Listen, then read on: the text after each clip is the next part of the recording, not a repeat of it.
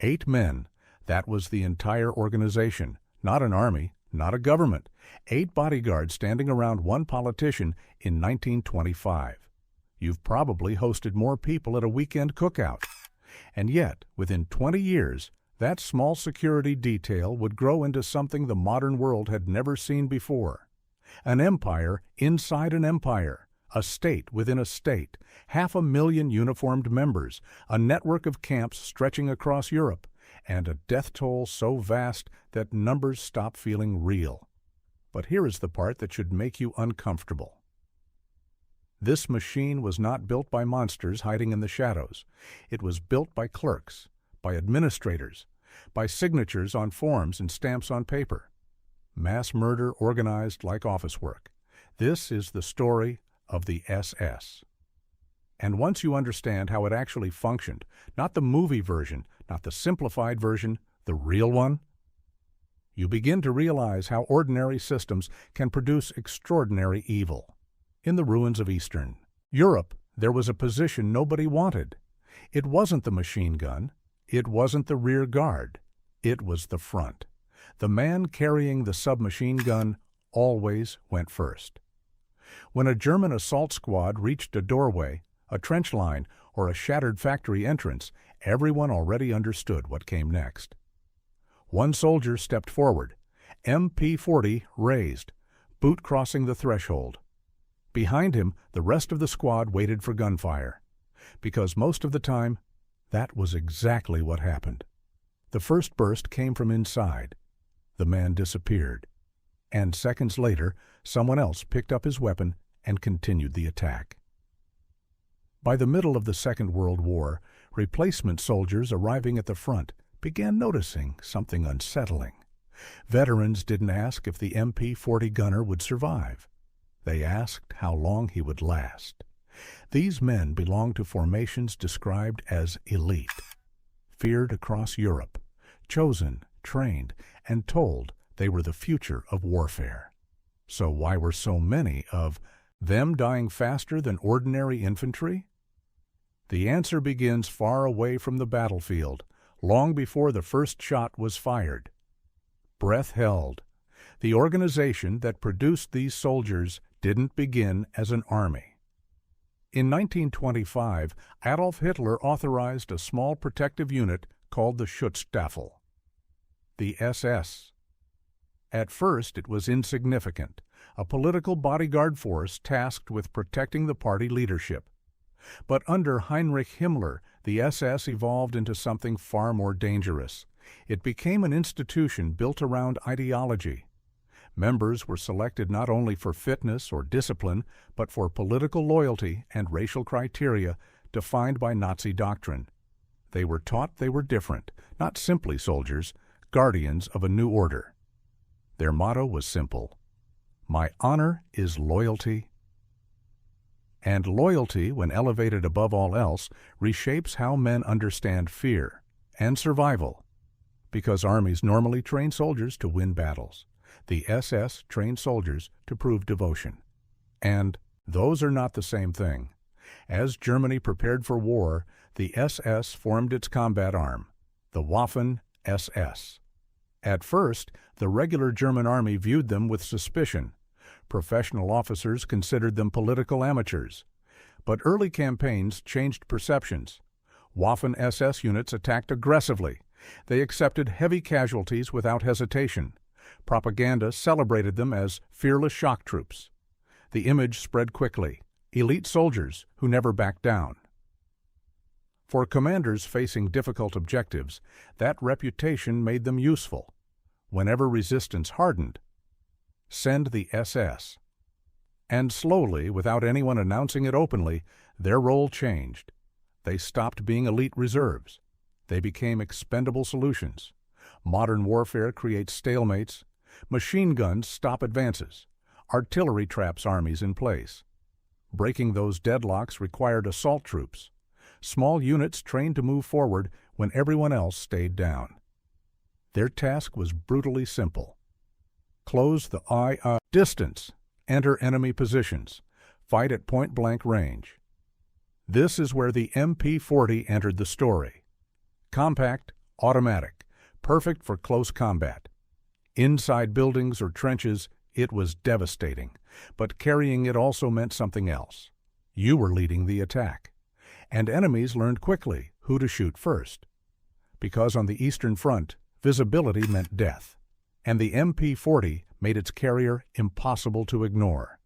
The MP40 fired 9mm pistol ammunition, effective in confined spaces, limited in open terrain. Across vast Soviet battlefields, defenders often engaged from distances far beyond its range. Rifle fire struck advancing troops before they could respond effectively.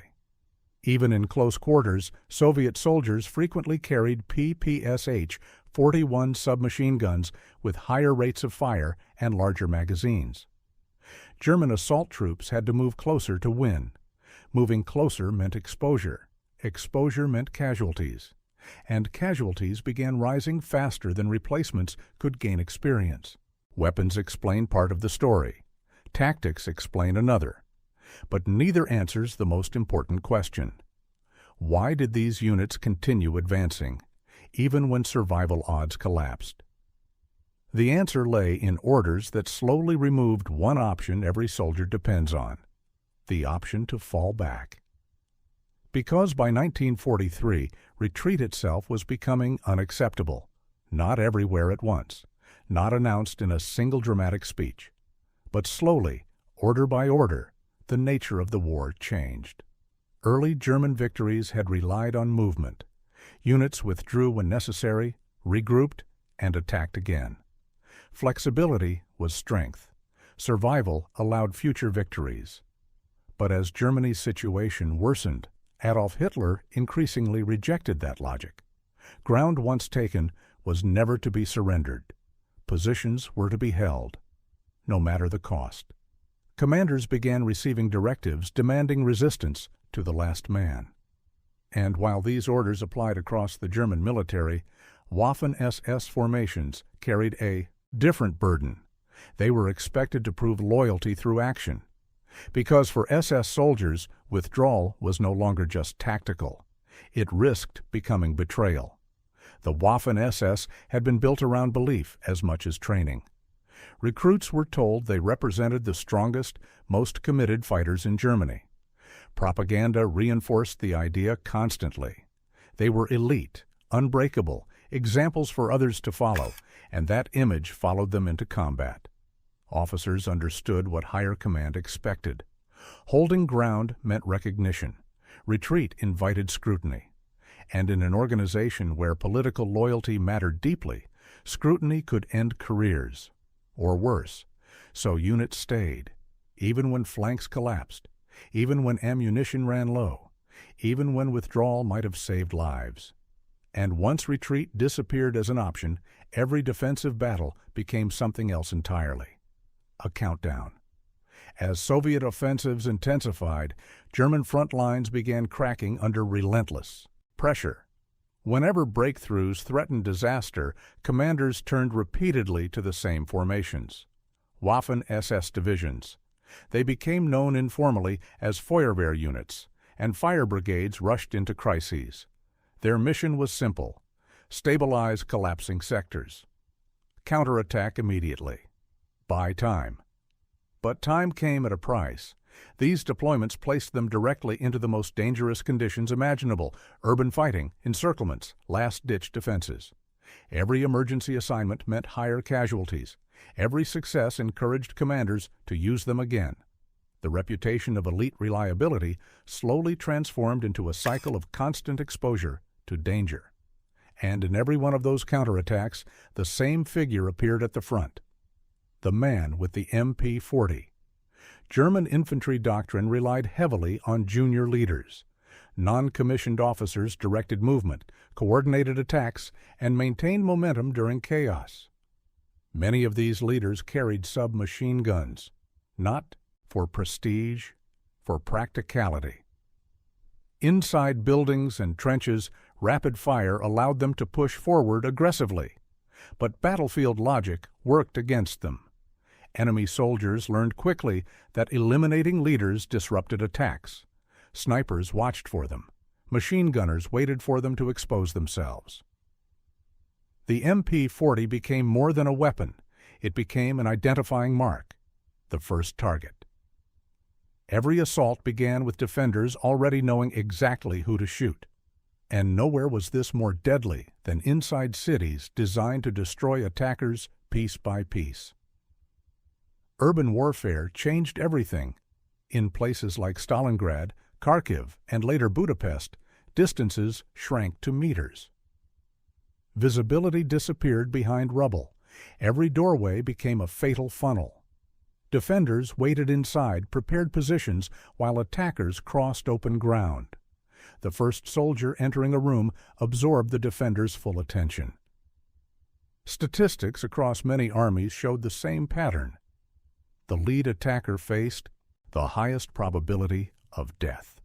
And doctrine ensured that lead attacker was often the submachine gun carrier. Assault groups rotated constantly because losses came so quickly. Replacements arrived with little experience. Veterans disappeared faster than they could train newcomers. Life expectancy in certain sectors dropped dramatically, sometimes measured in weeks, sometimes days.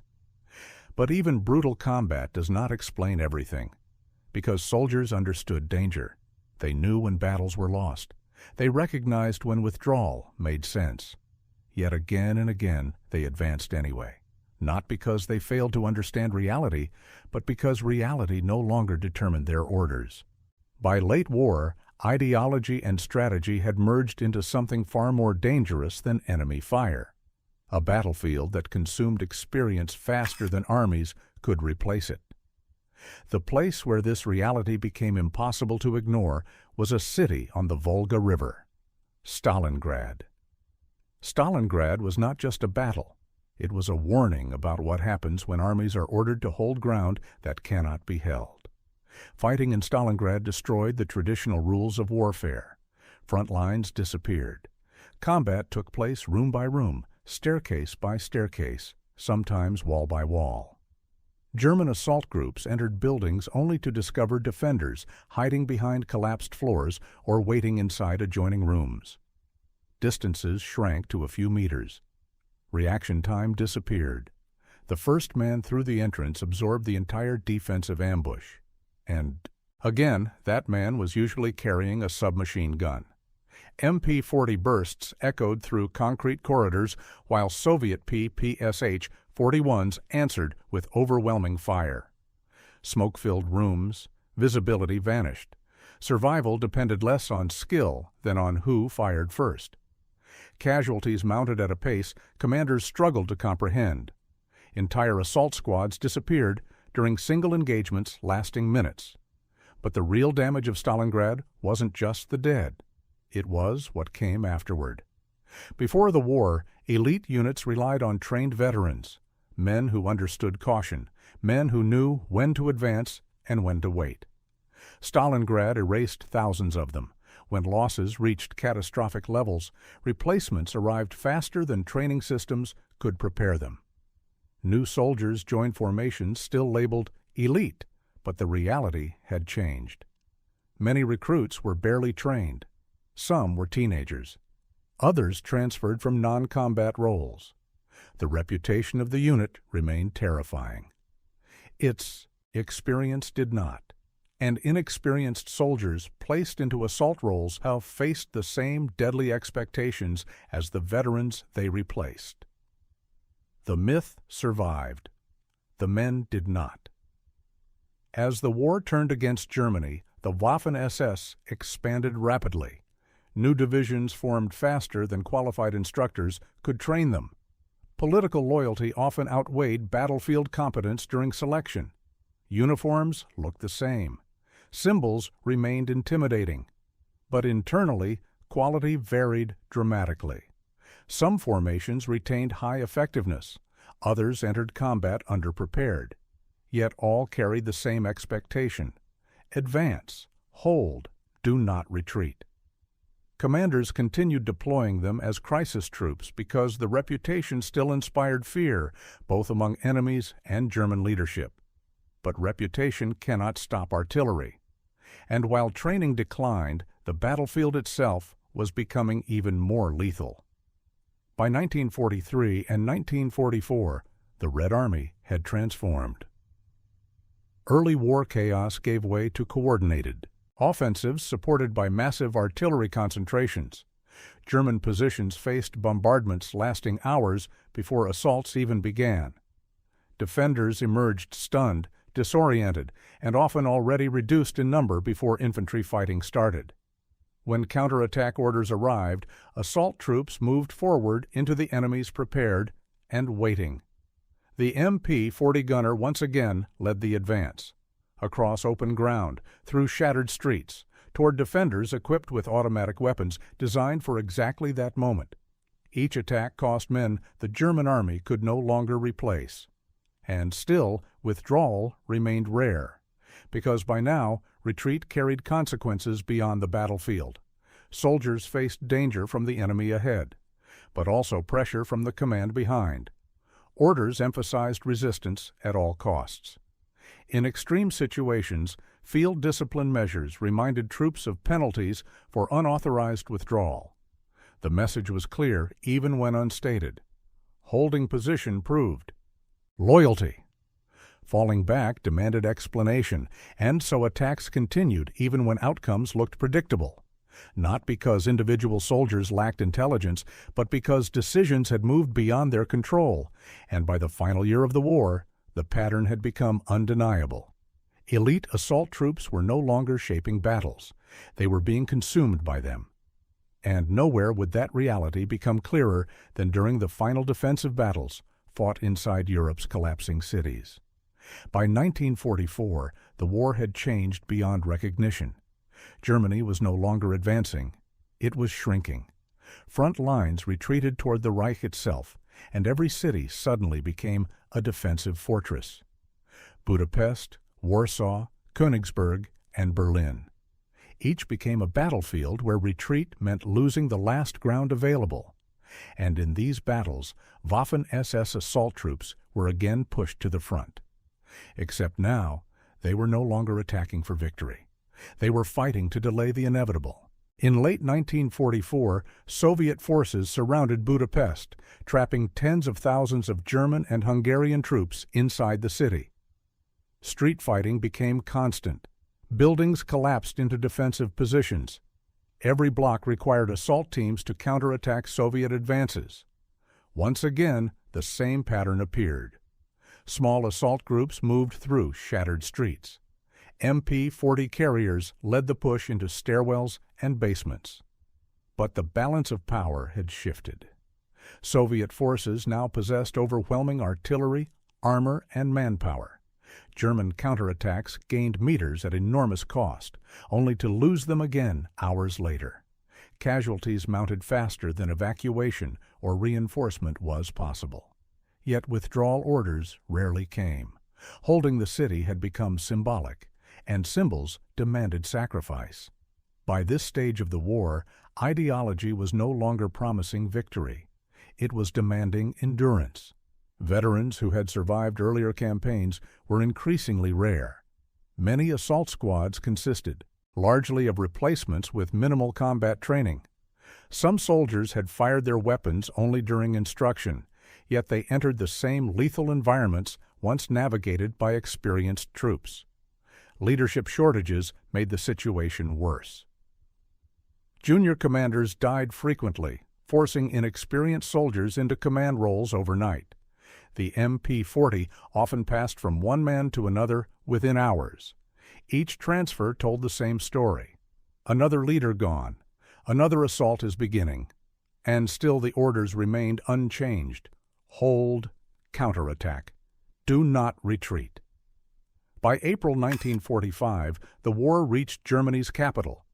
Berlin became the ultimate example of a battlefield where ideology collided with reality. Assault troops fought among ruined apartments and underground tunnels. Soviet artillery reduced entire districts to rubble before the infantry advanced. German defenders launched desperate counterattacks using whatever forces remained. Among them were Waffen-SS units still expected to demonstrate unwavering resistance. But conditions had changed completely. Ammunition shortages, lack of coordination, overwhelming enemy numbers. Even the most determined defense could not reverse the outcome. The role of assault troops shifted again. No longer breakthrough units, no longer fire brigades. Now they were simply delaying forces, buying hours instead of victories. And for many soldiers, something began to change quietly. Not orders, not ideology, understanding. As defeat became undeniable, some soldiers began prioritizing survival over doctrine. Small groups withdrew without orders. Others surrendered when surrounded. The belief system that had demanded absolute loyalty weakened under the reality of collapse. Not everywhere, not all at once, but enough to reveal a truth long hidden beneath propaganda. Most soldiers wanted to live. The tragedy was not that they lacked courage. It was that many had been placed in situations where courage alone could not change the outcome. By the final weeks of the war, casualty rates among assault formations reached their highest levels, not because the men were less capable, but because the war itself had become unwinnable long before the fighting stopped. And when the shooting finally ended, a question remained. Why had so many continued advancing when survival seemed impossible? The answer was not simple. It was not bravery alone, and it was not fear alone. It was something more complicated, a system that blurred the line between duty and sacrifice until soldiers could no longer see where one ended and the other began. Because the men sent forward with MP40s were not dying by accident. They were dying by design. The label elite sounds like protection, better training, better equipment, better chances of survival. But during the later years of the war, elite status often meant the opposite. Elite units were sent where situations were worst, where breakthroughs had to happen immediately, where collapsing lines needed to be held long enough for others to escape. Commanders trusted them to succeed under impossible conditions, and that trust became a sentence. Every emergency demanded their presence. Every crisis required their aggression. The more reliable they appeared, the more often they were used, until reliability turned into exhaustion, and exhaustion turned into loss. The reputation that made them feared also made them expendable. After the war, stories about Waffen-SS combat performance became surrounded by myth. Some accounts portrayed unstoppable warriors. Others dismissed them entirely as fanatics. Reality sat somewhere between. Many soldiers fought with determination shaped by intense indoctrination. Some units demonstrated strong tactical skill, but none were immune to mathematics. Artillery still killed, machine guns still dominated open ground, urban combat still punished attackers. And no ideology could overcome overwhelming numbers and collapsing logistics. The battlefield treated all soldiers equally. Behind the statistics were individuals. Young men are pushed into leadership roles too quickly. Replacements carrying weapons once held by veterans who had disappeared days earlier. Soldiers advancing not because they believed victory was certain, but because stopping felt impossible. Many never had the authority to choose differently. The tragedy of these assault troops was not simply that they faced danger. Every soldier in war faces danger. It was that their role removed alternatives. Forward was expected. Forward was rewarded. Forward was survival for the unit, even when it meant death for the individual. And that brings the story back to the beginning. Back to the doorway, back to the man holding the MP40. Picture the moment one last time, a ruined building, smoke hanging in the air, a squad waiting behind cover, and orders already given. One soldier steps forward. He knows the risks. The men behind him know them too. The weapon in his hands gives him power in close combat, but it also marks him as the first target. He moves anyway, not because he cannot think, not because he wants to die, but because the system around him has already decided movement is the only acceptable choice. The door opens. Gunfire erupts. and history repeats itself. The story of these assault troops is not a story about weapons. It is not even a story about tactics. It is a story about what happens when ideology reshapes military logic, when retreat becomes dishonor, when survival begins to look like failure, and when soldiers are asked not only to fight, but to prove belief through sacrifice. By the end of the Second World War, millions were dead, cities were ruins, and the organization that created these units was declared a criminal institution at Nuremberg. The myth of invincibility disappeared, but the lesson remained. War does not only destroy through enemy fire. Sometimes it destroys through decisions made far from the battlefield, long before the first soldier steps through the door. And somewhere in the ruins of Europe, the position nobody wanted remained unchanged. The first man always went first. NND.